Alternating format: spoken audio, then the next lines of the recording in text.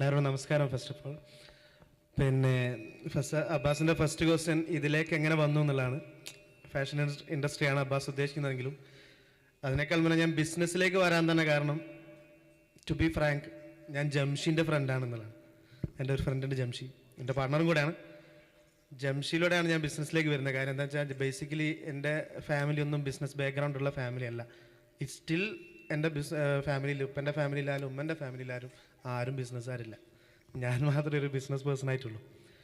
അപ്പോൾ അങ്ങനെ തുടങ്ങി, അവൻ്റെ പിന്നാലെ വെറുതെ നടന്ന് തുടങ്ങി, പഠിക്കുന്ന കാലത്ത് തുടങ്ങി. അതിൽ എന്തോ ഒരു പാഷൻ കണ്ടെത്തിയതാണ് ഞാൻ. പിന്നെ ഫസ്റ്റ്ലി അപ്പം അങ്ങനെയാണ് ജംഷിയുടെ ഇൻഡസ്ട്രി ഫാഷൻ ഇൻഡസ്ട്രി ആയതുകൊണ്ട് ഞാനും ഫാഷൻ ഇൻഡസ്ട്രിയിലേക്ക് എത്തി. അവിടെ എനിക്ക് എന്തോ ഒരു പാഷൻ കണ്ടെത്താൻ പറ്റിയതാണ് ഫസ്റ്റ് ഓഫ് ഓൾ എൻ്റെ സ്റ്റാർട്ടിങ് ഈ ഒരു ബിസിനസ്സിലും. ഇതിൽ നിന്നല്ല, എൻ്റെ ഫസ്റ്റ് ബിസിനസ്സും ഇത് തന്നെയാണ്. അങ്ങനെ നമ്മൾ ഒരു ഷർട്ട് പ്രൊഡക്ഷനിലാണ് സ്റ്റാർട്ട് ചെയ്യുന്നത്. ബാംഗ്ലൂരിൽ നിന്നായിരുന്നു പ്രൊഡക്ഷൻ. അത് ഓൾമോസ്റ്റ് ഒരു 8-9 ഇയേഴ്സ് നമ്മൾ റൺ ചെയ്തു. നല്ല രീതിയിൽ തന്നെ റൺ ചെയ്തിട്ടുണ്ടായിരുന്നു. അത്യാവശ്യം നല്ല രീതിയിൽ തന്നെ കാര്യങ്ങളൊക്കെ മുന്നോട്ട് പോയി. പിന്നെ എവിടെ എത്തിയപ്പോൾ ഒരു സ്റ്റക്ക് പോയിന്റ് വന്നു.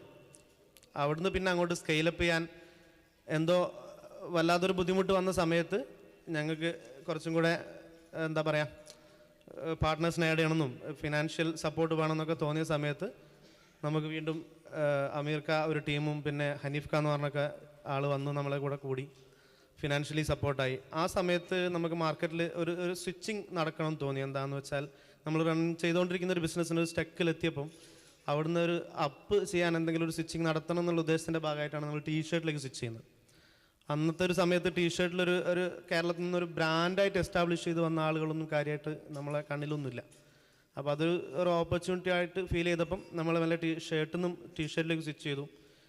അവിടുന്നും പിന്നെ നമ്മൾ കുറച്ച് സ്ട്രഗിളൊക്കെ വന്ന സമയത്ത് നമ്മളൊരു തിരിച്ചറിവുണ്ടാകുന്നതാണ് ഒരു ബ്രാൻഡിൻ്റെ എസ്റ്റാബ്ലിഷ്മെൻറ്റ് എന്താണെന്നുള്ളതും അതിലൂടെ മുന്നോട്ട് എങ്ങനെ പോകാൻ പറ്റുന്നുള്ളതും തിരിച്ചറിവുണ്ടാവണമെന്നുള്ളത്. കാര്യം എന്താണെന്ന് വെച്ചാൽ നമ്മൾ ഒരു ട്രഡീഷണൽ ബേസിക്കലി മാർക്കറ്റിൽ ചെയ്തുകൊണ്ടിരിക്കുന്ന ബിസിനസ് കണ്ടിന്യൂ ചെയ്തുകൊണ്ടിരിക്കുന്നതായിരുന്നു. എത്ര ചെയ്തിട്ടും ഒരു ലെവലെത്തുമ്പോൾ അതിൻ്റെ മേലോട്ട് കൊണ്ടുപോകാൻ പറ്റാതെ എത്തിയപ്പോഴാണ് നമുക്ക് മനസ്സിലായത് ഇതൊരു ബ്രാൻഡിൻ്റെ ഐഡൻറ്റിഫിക്കേഷൻ ഇല്ലാതെ ഇനി മുന്നോട്ടൊരു യാത്ര അല്ലെങ്കിൽ ഇതിനൊന്ന് സ്കെയിലപ്പ് ചെയ്യാൻ പറ്റാത്തൊരു യാഥാർത്ഥ്യം ഉണ്ട് എന്നുള്ളത്. അവിടുന്ന് മുതൽ നമ്മൾ എല്ലാവരും കൂടെ ഈ ബ്രാൻഡിങ് എന്നൊരു കോൺസെപ്റ്റിലേക്ക് കുറച്ചും കൂടെ കോൺസെൻട്രേറ്റ് ചെയ്തു. അതിനെ എസ്റ്റാബ്ലിഷ് ചെയ്തിട്ട് അതിലൂടെ നമ്മൾ മാർക്കറ്റിലേക്ക് എങ്ങനെ പെൻട്രേറ്റ് ചെയ്യാൻ പറ്റും എന്നുള്ളൊരു സ്റ്റഡി ആയിരുന്നു പിന്നീട്.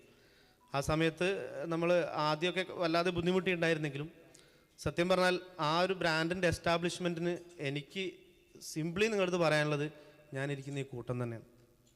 ഈ കൂട്ടത്തിൽ ഞാൻ ഇരിക്കാനായ ഒരു കാരണം ഒന്നുമല്ല, ആ ബ്രാൻഡ് എസ്റ്റാബ്ലിഷ് ആയി എന്നുള്ളത് തന്നെയാണ്.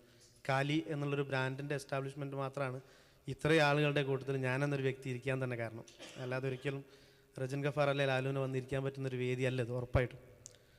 അവിടെ തന്നെ എൻ്റെ ഏറ്റവും ഫസ്റ്റ് എക്സ്പീരിയൻസിൽ എനിക്ക് വല്ലൊരു എക്സൈറ്റ്മെൻറ്റ് അല്ലെങ്കിൽ വല്ലാത്തൊരു എനർജി ഫീൽ ചെയ്ത ഒരാളാണ് ഈ മുന്നിലിരിക്കുന്ന മുജീബ് ഖാൻ. എന്താണെന്ന് വെച്ചാൽ നമ്മൾ മാർക്കറ്റിൽ റൺ ചെയ്തുകൊണ്ടിരിക്കുന്ന സമയത്ത് കുറേ കസ്റ്റമേഴ്സായിട്ട് ഡീൽ ചെയ്യുന്നുണ്ടെങ്കിലും നമ്മളെ കണ്ണിൽ കുറച്ചും കൂടെ ലെവൽ അപ്പ് ചെയ്ത് നിൽക്കുന്ന, നമ്മളെ ലെവലിൽ നിന്ന് മാറി നിൽക്കുന്ന കുറച്ച് വലിയ കസ്റ്റമേഴ്സിനായിട്ട് ഡീൽ ചെയ്യാൻ ശ്രമിക്കുമ്പോഴൊക്കെ ആദ്യം തന്നെ നമുക്ക് ഫസ്റ്റ് ആക്സസിബിൾ ആയിട്ടാണെങ്കിൽ പോലും ഏറ്റവും വലിയൊരു ചലഞ്ച് മുജീബ് ഖാനെ ടാക്കിൾ ചെയ്യാന്നുള്ളായിരുന്നു, സീരിയസ്ലി. അപ്പോൾ അത് ഫസ്റ്റ് ഒരുപാട് തവണ ട്രൈ ചെയ്ത് റിപ്പീറ്റഡ് ട്രൈൻ്റെ ഭാഗമായിട്ടാണ് നടന്നതെങ്കിലും ആ ഫസ്റ്റ് നമ്മൾ ഡീലാവുന്നൊരു സാഹചര്യം എനിക്കിപ്പോഴും ഓർമ്മയുണ്ട്. അബാദ് പ്ലാസ, എറണാകുളം. അന്ന് മുജീബ് ഖാ ആയിട്ട് ഇരുന്ന് സംസാരിക്കാൻ ഒരുപാട് അവസരം കിട്ടി, കുറേ നേരം. അന്ന് സംസാരിച്ചതിൽ നിന്ന് എനിക്ക് കുറേ അറിവും കിട്ടി, അതിനേക്കാൾ ഉപരി എനിക്ക് ഒരുപാട് എനർജിയും കോൺഫിഡൻസും കിട്ടി. അവിടുന്ന് അങ്ങോട്ടാണ് നമ്മളെ ആ ഒരു ബ്രാൻഡിനെ കുറച്ചും കൂടെ വേറൊരു ലെവലിലേക്ക് വളർത്താനുണ്ടായ ഒരു ധൈര്യവും കോൺഫിഡൻസും, അഥവാ ഒരു ചാൻസ് ഇവിടെ ഉണ്ട്, താഴോട്ട് പോകണ്ട, തളരണ്ട, മുന്നോട്ട് തന്നെ പോകാം എന്നുള്ളൊരു ധൈര്യം കിട്ടുന്ന സ്റ്റാർട്ടിങ് പോയിന്റ് സത്യം പറഞ്ഞാൽ മുജീബ് ഖാൻ. അന്ന് മുജീബ് ഖാ ഈ ഇൻഡസ്ട്രിയുടെ എന്താ പറയുക, ഭയങ്കര ഫ്ലാംബോയൻ്റായിട്ട് വളരെ കളർഫുള്ളായിട്ട് നിൽക്കുന്നൊരു പേഴ്സണാലിറ്റി. അതിനേക്കാൾ ഉപരി ആ സമയത്ത് തന്നെ പെട്ടെന്ന് തന്നെ KGDയുടെ വർക്കിംഗ് പ്രസിഡൻ്റൊക്കെ ആയി. ആ ഒരു അസോസിയേഷനെയും നമുക്കൊന്നും കേട്ടറിവ് പോലും ഇല്ലാത്തൊരു അസോസിയേഷനെ പെട്ടെന്ന് കേരളത്തിലൊന്നായിട്ട് ഭയങ്കര ഫേമസും എസ്റ്റാബ്ലിഷും ഒക്കെ ആക്കി എടുക്കുന്നതിലൊക്കെ വല്ലാതെ വർക്ക് ചെയ്ത്, അതിനേക്കാൾ ഉപരി ഈ ഒരു ഇൻഡസ്ട്രീൻ്റെ അസോസിയേഷൻ എന്നുള്ളൊരു ലെവലിന് എന്തൊക്കെ ചെയ്യാൻ പറ്റും ഇൻഡസ്ട്രിക്ക് വേണ്ടി എന്നൊക്കെ KGDയിലൂടെയാണ് നമ്മൾ മനസ്സിലാക്കിയെടുക്കുന്നത്. അപ്പോൾ അതിലേക്കൊക്കെ ശരിക്കും KGD വളർത്തിയതിലും മുജീബ് ഖാക്ക് വലിയ പങ്കുണ്ട്.